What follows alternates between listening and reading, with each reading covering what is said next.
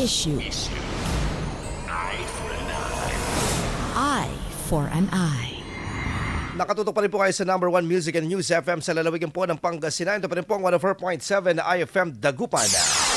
Kanina, binalita po natin, pinag-usapan po natin po yung pong pagtaas ng presyo ng galunggong at ilang mga gulay po dito po sa lalawigan din po ng Pangasinan. At makakausap po natin po sa linya ang chairman po ng Samahan ng Industriya ng mga Magsasaka, ang Sinag po. Kausapin po natin po, Sir Engineer Rosendo. So, good morning sir, inyong pagbati po sa lahat po na nakikinig na mga kababayan natin. Idol Mart, magandang magandang umaga sa lahat. Apo. Sir, ito pong presyo po ng galunggong, sabi nga nila, ano po ito pagkain ng ating mga kababayan na talagang ito yung afford ng kanilang budget. Pero ngayon, medyo nagmahala. Ano po ba ang pinakadahilan po dito at kailan po natin expect po na maaaring ma-stabilize po itong presyuhan po dito, Sir Sendong? Kaya dapat by next week dapat mag-normalize yung presyo dahil yung bagyo nagka-problema lang. Opo. Dapat naman yung mga farmer natin, ang future folks. So we hope to be normalized by next week. And pag-aralan siguro kung ilan lang kailangan ipasok, no? Kasi may balita tayo na may papasok na 30,000 metric tons na from the importation, sir. From the importation po. Yeah, for importation. So dapat pag-aralan ito, parang may timing na bakit sobrang tinaas yung presyo. So pag-aralan mabuti kung ito ba dahil may balak na mag-angkat kaya biglang tumaas yung presyo or ito is normal na nangyari. So pag-aralan mabuti kung ilan ang dapat lang ipasok, and of course kasi siyempre yung local na ano natin mga fisher folks din apektado dito sa galunggong. So dapat pag-aralan mabuti. Opo, dapat matawag ito, mabalanse po dito po from, at saka tama yung sinabi niyo po, strategic yung pag-aangkat po dapat to help and to really help to stabilize the prices into market, Sir Rosendo. Yes, pero wag naman sobrang malaki, no? Dahil apektado rin yung other fish dun sa pag-angkat ng galunggong. Dito po sa monitoring po ng Sinag po sa lalawigan po ng Pangasinan, kamusta naman po yung ating mga fisher folks, particularly yung pong mga nanguhuli ng ganito pong klase ng mga isda po? Yeah, ang area na naghuhuli yung sa Mortis going etong La Union area. La Union area, opo. So yun ang nakikita natin na fresh na galunggong. Sa tingin naman natin kung normalized naman yung weather, makakahuli naman tayo ng galunggong dito sa atin bansa. So pag-aralan mabuti yung pagpasok ng tatanungin natin kay Secretary kung yung volume ba pwedeng bawasan. Kasi ang binabanggit is 30,000 metric tons. Baka pwedeng bawasan into half para hindi naman ganun kalaki yung ipapasok. Opo. Sir, mapunta naman po ako sa presyuhan po ng mga gulay po natin. Sa monitoring po natin, may mga konting paggalaw po dito.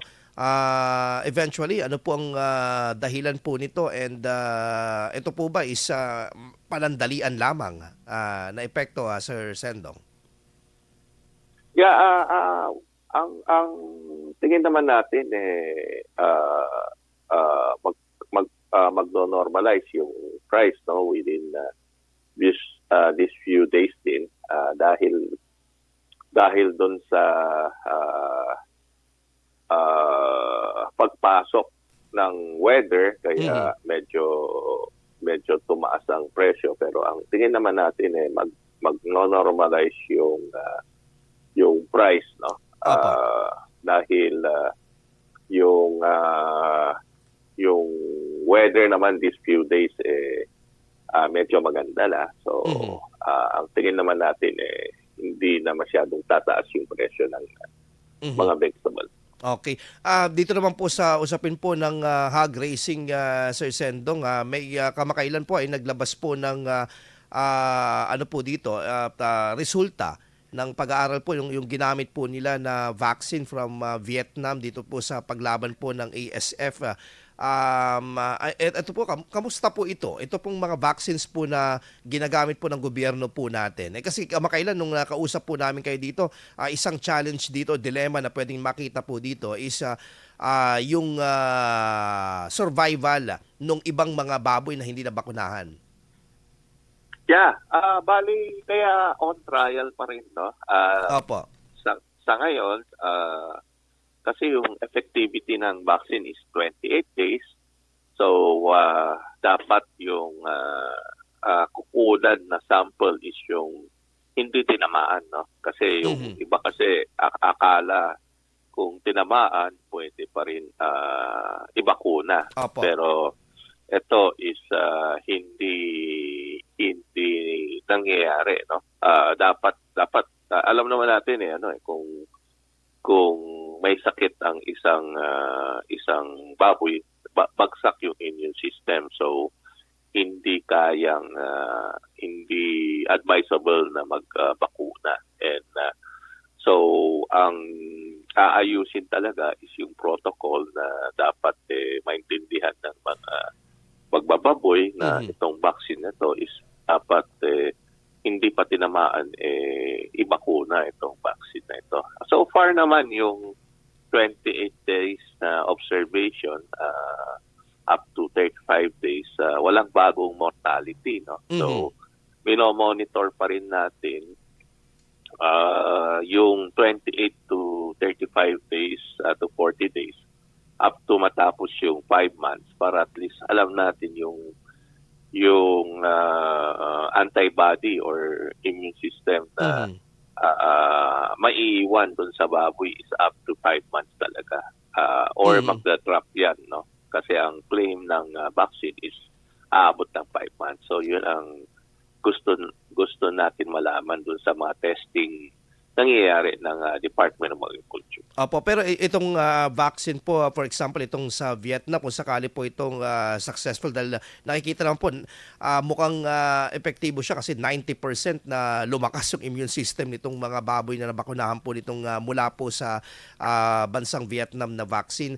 Kung sakaling ito po is maging successful po yung mga trial po na ito, sa palagay niyo po ba yung aangkatin po natin po na vaccine sa inyong pakikipag-usap sa Department of Agriculture ay sasapat to cover yung pong area po na apektado po sa bansa natin ng ASF? Yeah, kung Idol Mark, kung maganda naman yung vaccine, I think yung mga farm naman sarili bibili, no? So tingnan lang natin yung effectivity.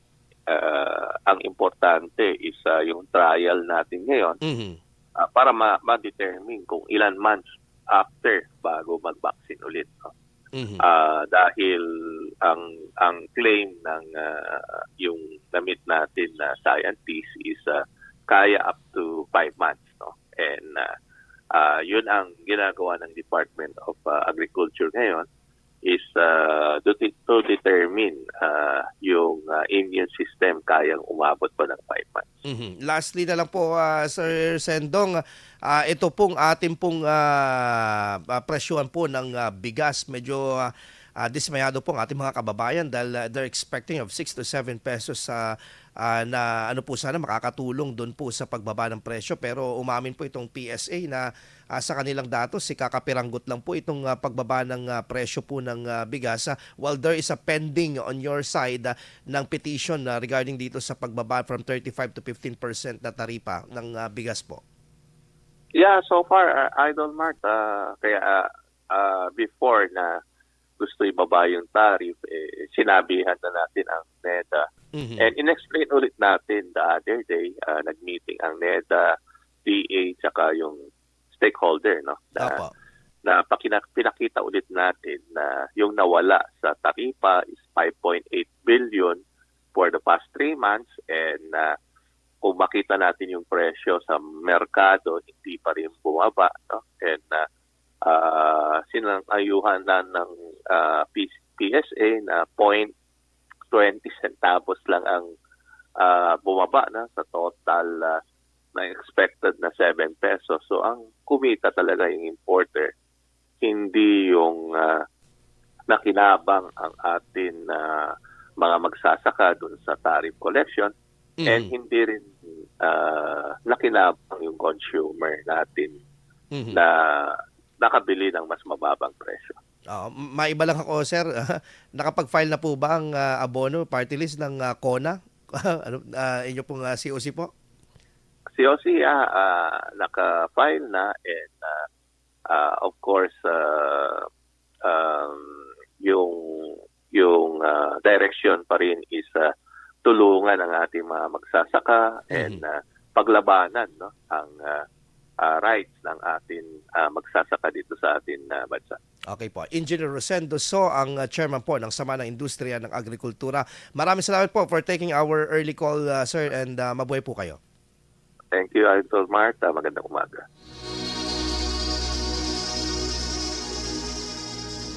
Impormasyon, intriga, issue. Eye for an eye.